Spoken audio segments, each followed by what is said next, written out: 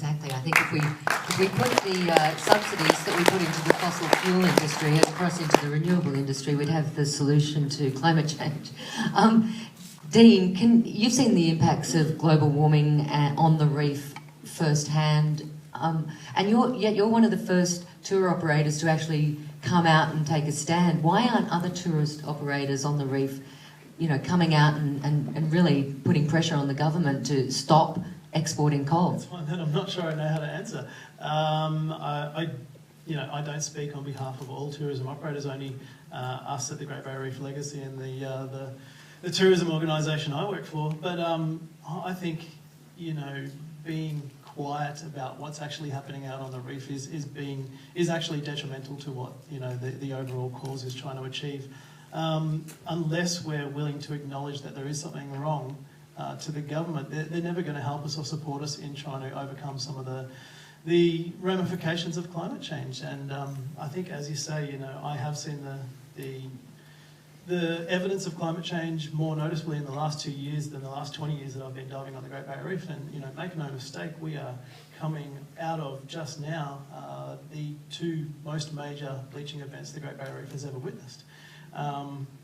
It's taking its toll. It's having an absolutely devastating effect on reefs, mostly up in the north. We're seeing up to 60-70% mortality of coral.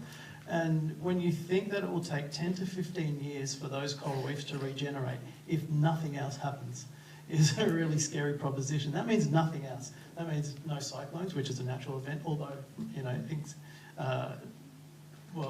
amplified by climate change. No more climate change events, no more crown of thorns outbreaks. These are all, things that we are starting to lose control of, I think, as a human population. And in addition to that, what we're not seeing is the reef able to regenerate itself. So the spawning event that should have happened in November last year, and it did happen to a certain degree in the southern half of the reef, but the northern half of the reef virtually experienced no spawning. So that's no ability to regenerate itself, and that's a real concern. When the reef can't look after itself, then the balance of the ecology is really getting out of kilter. And, this is just absolutely representative of a government that doesn't put the reef's interest first. This is really, really concerning. As the tour operator from the Whitsunday said, the tourism industry is a massive industry. It generates 70,000 jobs and $6 billion to the Australian economy. But it doesn't stop there. It'll affect all our communities along the coast up here. Us up in Cairns, in Port Douglas, Cooktown, all the way down to Bundaberg. We are all going to be affected if that reef cannot support a generous tourism industry, which it is right now. And that's a real concern. I don't think we're ready for what that actually means to our communities, let alone our own jobs. So that's a big concern. But the Adani mine for me is much more than trying to overturn a single mine. It really is the line in the sand for Australians to stand up and really get behind this movement and say, this is enough, Australian government. We are absolutely opposed to non-renewable energy, and we're sick of it. We are absolutely for renewables, and if it doesn't happen now, it's going to, I don't know what's going to happen, but I don't think it will be happening.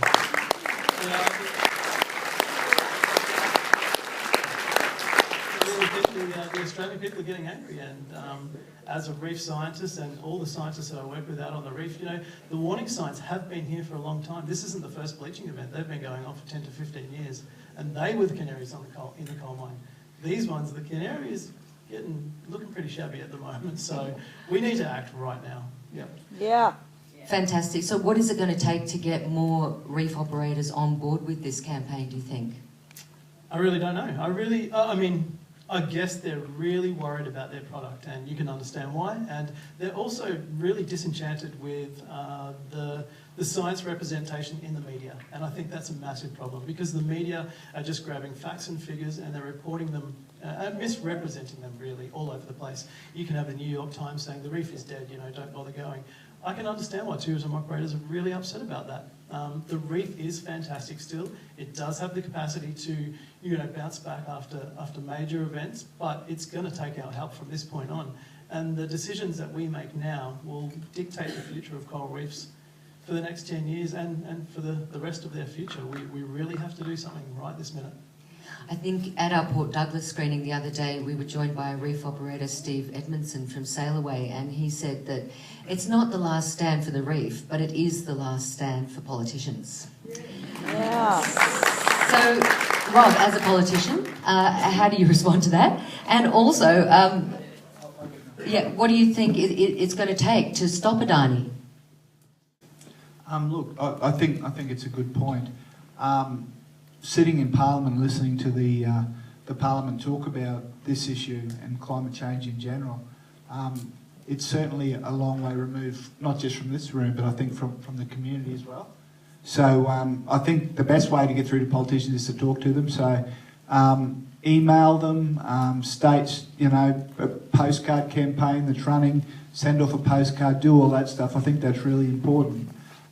There are some good people in the Labor Party room. The Environment Minister, for example, he gets the science. There are other people in the Cabinet that get the science. There's a notion of collective Cabinet responsibility, and what it means is if you can't morally and ethically represent Cabinet's position, you need to resign. And I think Stephen Miles, as the Environment Minister, should resign from this Cabinet, and I think that would send a really strong message and might get the Labor Party to start thinking differently. I think it's going to take something of that significance.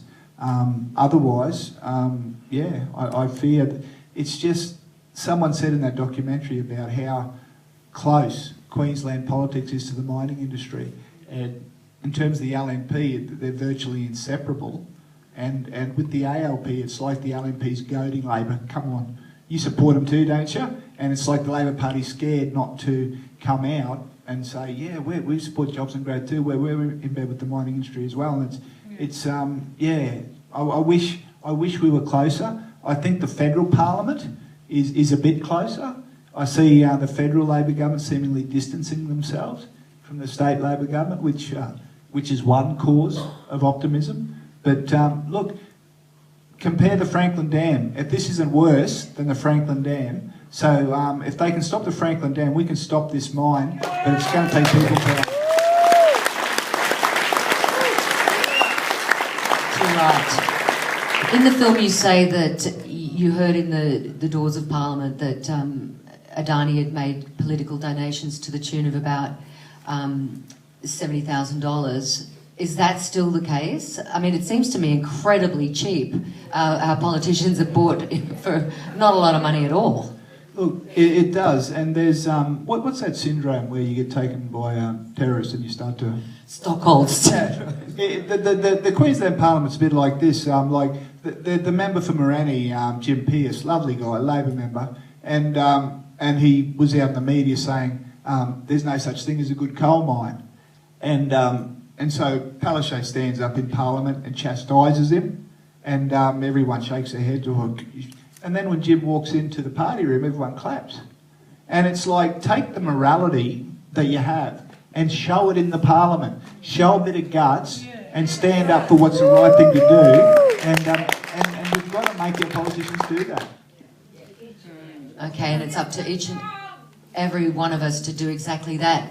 I'd like to throw it open to you guys now. You might have some questions of our panellists. Yes, up the back. We'll bring a microphone up to you now. I'm wanting to know about why we are simplifying the argument and just concentrating on the barrier reef when there's 4 or 5 more priorities than the actual reef, and I love the reef. Okay. I care about the reef. Even if he asks questions in a way that you're uncomfortable with, we have to support each other, whoever we are and whoever's going to take a risk to speak.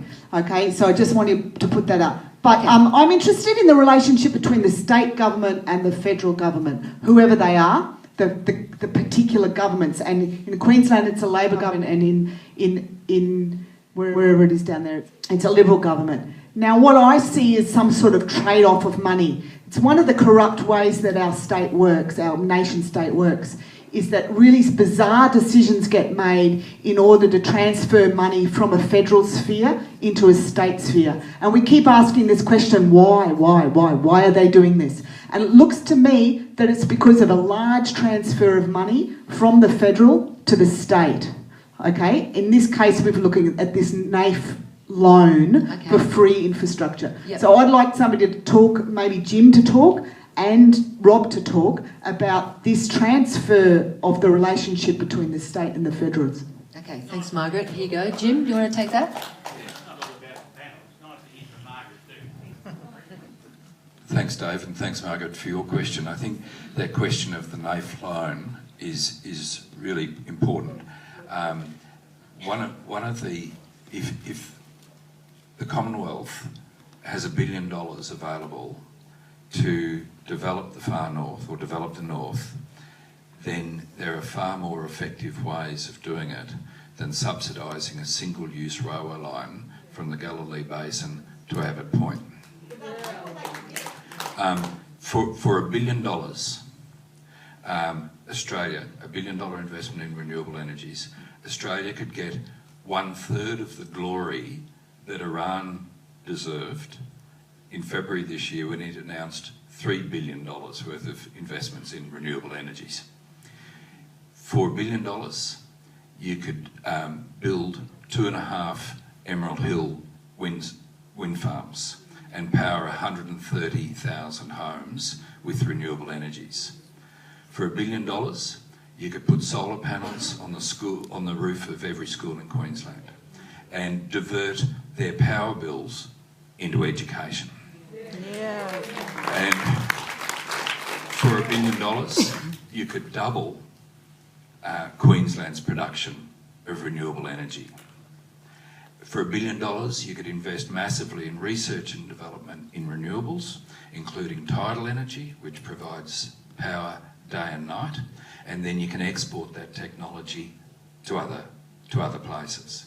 So what Australia can do with $1 billion is much more productive and can lift Australia from backing $1 billion into an 18th century technology, which is determined to fail, into a 21st century economy, which has some sense, some opportunity to limit catastrophic global warming. Light rail? Oh, Dave, look, I'm really glad you mentioned it. The light rail project, and this is way off topic, was pie in the sky. We said what you do is plan and get the land corridor set aside so that in 30 years' time, when Cairns has a population to support a light rail project, you have the land in place to make it happen. To be sold a light rail project with a few glossy drawings is exactly like being sold an Adani project with a few glossy drawings, promises of 10,000 jobs, neither of which will materialise.